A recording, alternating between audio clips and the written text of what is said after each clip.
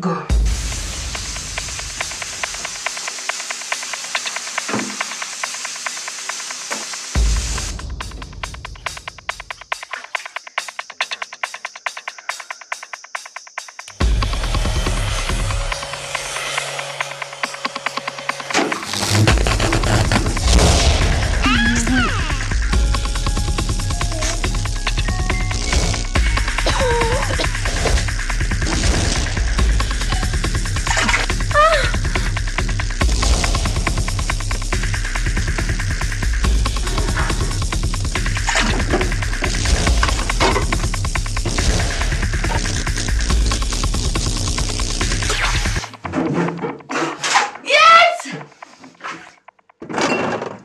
Espèce de bâtard!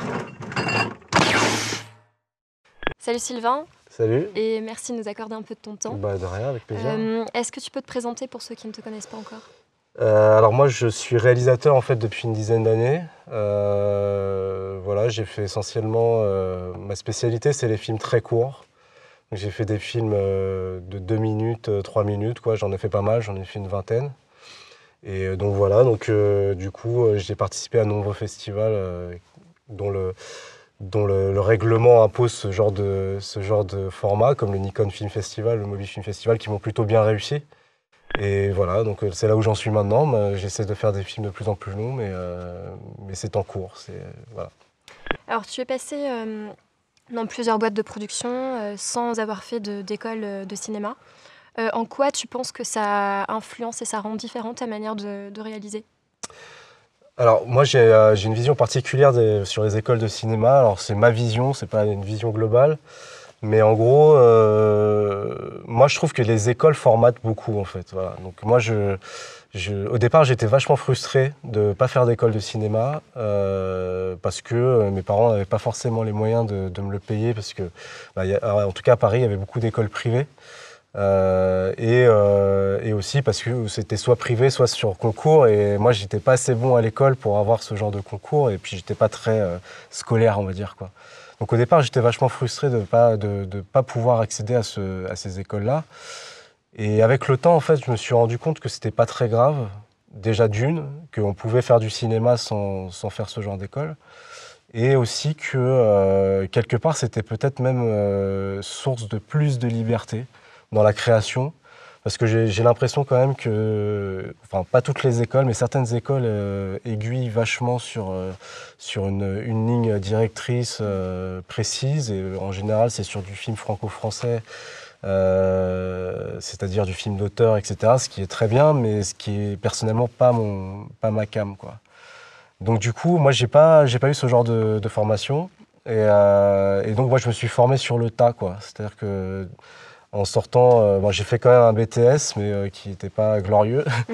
Un BTS audiovisuel, mais qui n'était pas glorieux. Donc du coup, en sortant, je suis tout de suite rentré sur les tournages. Donc j'ai fait énormément de tournages bénévoles parce que c'est pas mal la coutume. Et c'est comme ça qu'en fait je me suis formé. Et j'ai trouvé que finalement c'était peut-être la meilleure école pour faire du cinéma. Tu as grandi en banlieue dans le 93, à côté d'une cité. Et tu me disais que ça t'a apporté une double culture. Pourquoi? Ouais, j'ai grandi dans un pavillon qui était très modeste. Enfin, je suis issu d'une famille modeste, quoi, mais on n'était ni pauvre ni riche. Mais la particularité, c'est que le fond de mon pavillon était collé à une cité, quoi. Il y avait juste une toute petite route qui séparait les deux. Et donc du coup, moi j'ai grandi en passant de l'un à l'autre, quoi. C'est-à-dire que je sautais le mur, j'allais chez mes potes dans la cité, et j'avais aussi des amis dans ma résidence, enfin dans le quartier, quoi, le quartier résidentiel. Et c'était pas du tout le même univers. Et moi je m'amusais beaucoup en fait à jongler entre ces deux univers-là qui étaient complètement différents. Enfin, moi j'ai bien aimé en fait, j'ai bien aimé ce chemin de vie parce que je pense que ça m'a donné une grande capacité d'adaptation plus tard, quoi. C'est-à-dire que je peux communiquer avec beaucoup plus de gens et je peux m'adapter à beaucoup plus de situations. Et en termes de cinéma et d'histoire, en tout cas, ça a été source d'inspiration. Il y a une notion à laquelle tu es très attaché, que tu appelles la cinématographie. Est-ce que tu peux nous en dire un peu plus? Oui, l'âge cinématographique pour moi c'est l'adolescence en fait. C'est-à-dire que l'adolescence c'est un sujet qui est énormément traité au cinéma, c'est pas pour rien, c'est parce que c'est une période où il se passe beaucoup de choses dans la vie de quelqu'un et c'est aussi une période qui détermine, je pense, ce que sera une personne plus tard et toute sa vie. Et donc il est vrai que j'en ai pas mal parlé dans mes films. Peut-être aussi parce que j'ai eu une adolescence étrange. C'est-à-dire? Euh, je redoutais cette question. Non, c'est-à-dire que moi j'ai grandi. Alors c'est drôle parce qu'on a dit qu'il y avait pas mal de gens qui se sont mis dans l'art, qui étaient un peu comme moi à l'adolescence. Moi en fait j'avais pas d'amis. Voilà, ça fait un peu psychanalyse. Mais non, en fait quand j'étais ado, moi jusqu'à 17 ans, j'avais pas d'amis du tout. Et en fait je me créais des amis. Et j'en avais plein du coup, T'étais mais plutôt introverti j'étais ou... très introverti, j'étais même timide, maladif. Je pouvais pas aller dans une boulangerie pour Ouais. acheter du pain. Je n'arrivais pas à parler à la personne, même si je la connaissais. Mais non, non, j'étais voilà. Et du coup, en fait, je pense que ça a créé pas mal de choses chez moi. C'est-à-dire que je me suis réfugié dans mon imaginaire. Je pense que ça l'a développé du coup. C'est-à-dire que je pense que, en fait, je me parlais à moi-même et j'avais plusieurs personnes. Ça fait le mec complètement taré quand même, hein. Mais je pense que j'avais plusieurs personnalités et je me parlais.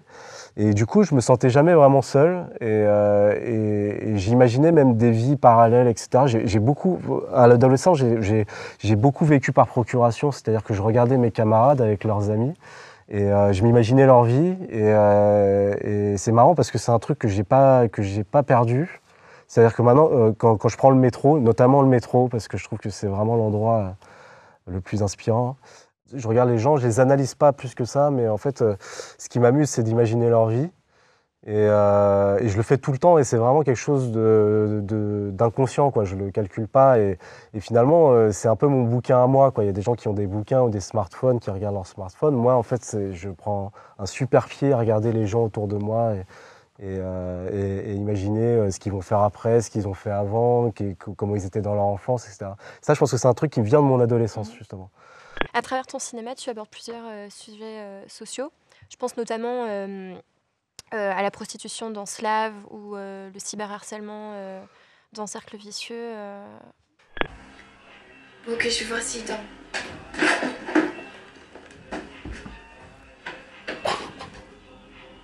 T'es sûr qu'elle me voit pas? T'inquiète. Chut, attends. Ok, ok, ok. Bon alors? Bon, ok. Mais juste le haut alors.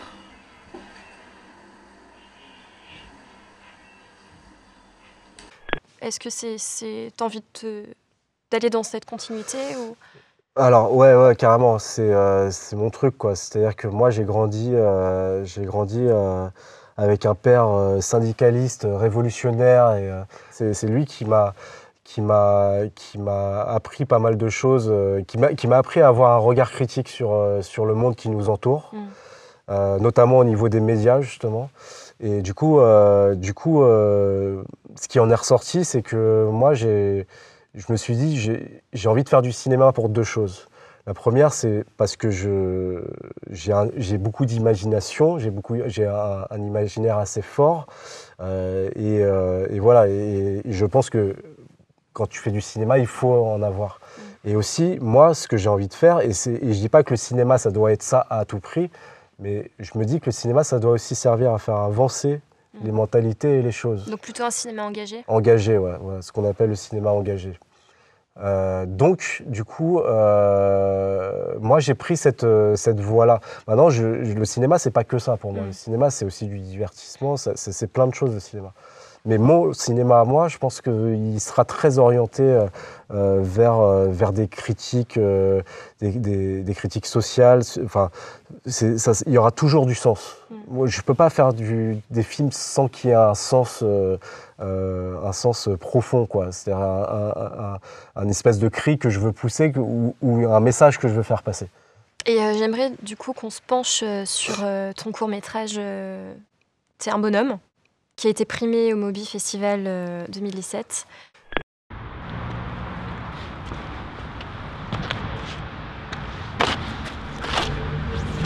C'est lui là?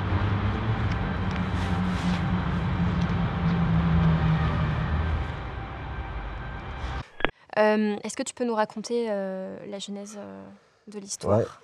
Alors, T'es un bonhomme, c'est parti. Donc, c'est une vieille histoire que j'ai écrite il y a pas mal d'années. En fait, ça vient justement de mon adolescence, où quand je traînais dans la cité, j'avais un pote qui c'était drôle parce qu'il était homo, tout le monde le savait, mais lui, il le savait pas. Ou il voulait pas le savoir, quoi. Et du coup, je me suis rendu compte à ce moment-là que l'homosexualité dans ces quartiers-là, même si à l'époque ça commençait à être quelque chose de plus avouable, ça rentrait dans les mœurs. La cité, non, ça restait une espèce de bastion comme ça, où on pouvait pas. Tabou. C'était complètement tabou, et ça l'est toujours. Et je me suis dit, ça serait quand même. Parce finalement, j'ai pas le sentiment qu'on en parle beaucoup, ou en tout cas pas à grande échelle. Donc je me suis dit que ça serait pas mal de faire un film là-dessus. Donc je suis parti à la base c'est l'histoire de cet ami-là, mais j'ai un peu extrapolé. Et je suis parti presque sur un film de science-fiction, parce que pour moi, T'es un bonhomme, c'est presque de la science-fiction. C'est pas le monde tel qu'il est. C'est pas les quartiers tels qu'ils sont, mais c'est tel que j'aimerais qu'elles soient, quoi, les cités. Et donc du coup j'ai mis dans ce film-là en fait ma vision de mes fantasmes. C'est une vision de la société telle que j'aimerais qu'elle soit, quoi.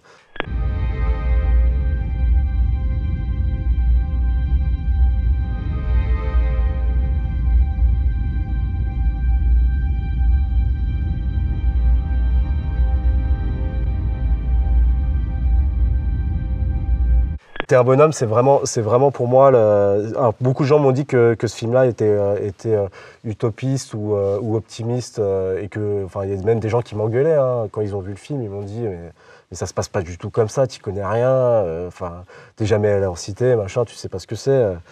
Moi, je leur ai dit mais si je voulais montrer la vérité telle qu'elle est, j'aurais fait un documentaire.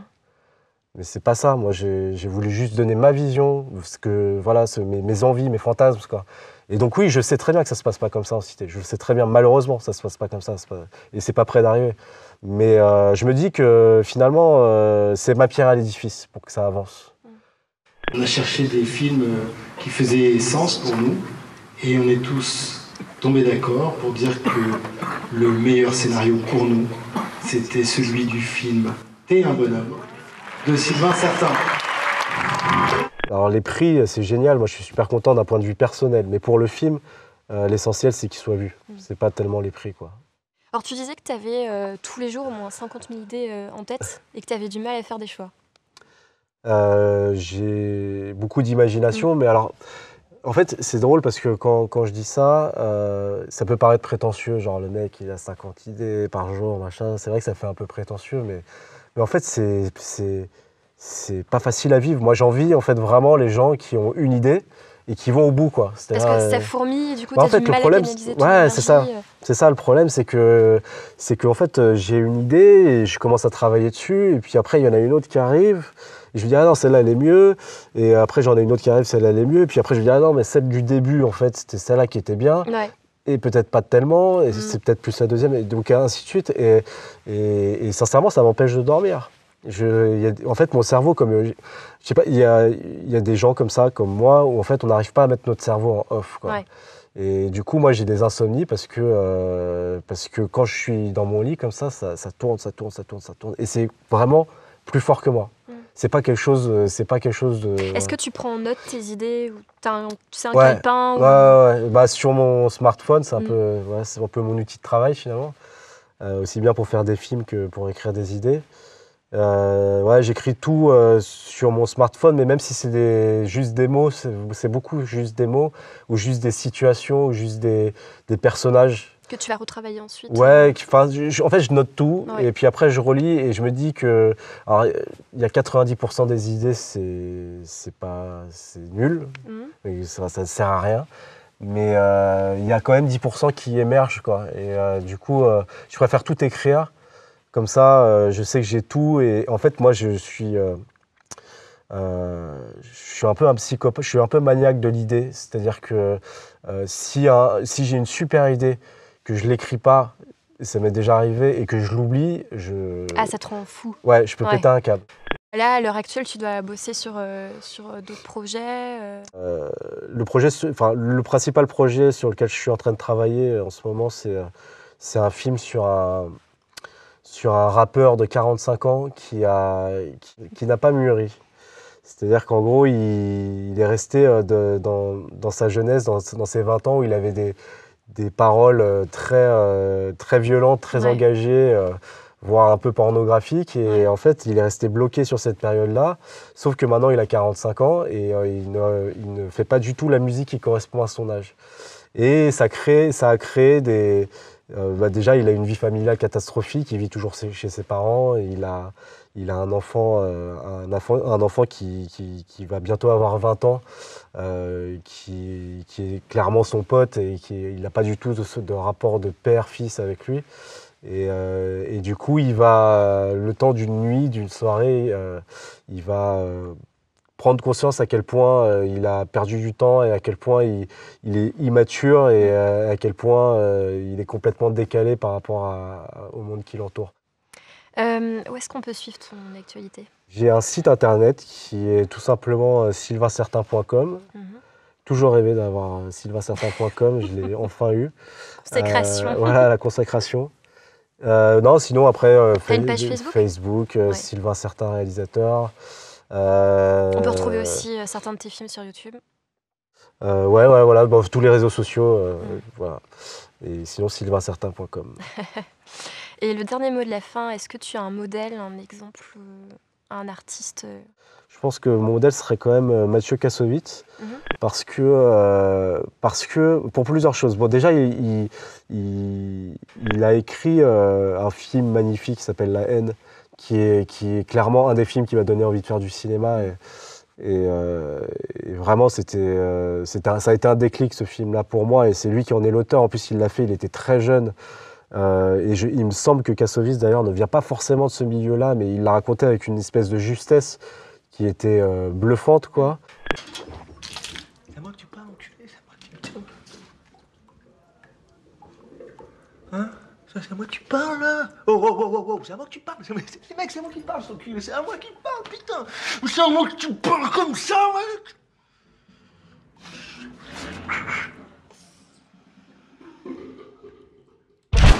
Et c'est dingue, quand on regarde le film, c'est un film qui a apporté énormément de choses nouvelles dans le cinéma, quoi. Il n'y a pas un plan qui est classique, quoi. Il n'y a pas un champ contre champ, bateau, etc. Et ça se sent qu'en fait, il s'est pris la tête pour que tous les plans de son film soient travaillés. Là, j'ai pris une claque de mise en scène là-dedans. Et ouais, donc Kassovitz, pour ça, pour La haine, déjà, c'est un personnage que je retiens et qui peut être comme un modèle. Mais il n'y a pas que ça, il y a aussi le fait que c'est un mec qui reste vrai. Il a eu beaucoup d'expériences malheureuses. Il a eu une expérience aux États-Unis qui ne s'est pas très bien passée. Il a fait des films là-bas, mais je pense qu'il ne refera plus parce que ça ne s'est pas très bien déroulé pour lui. Il a essayé quand même. Et il est revenu en France et il a fait L'ordre et la morale. C'est un film qui a été beaucoup décrié. En Nouvelle-Calédonie, non? Sur les Kanaks. Très très beau, ouais.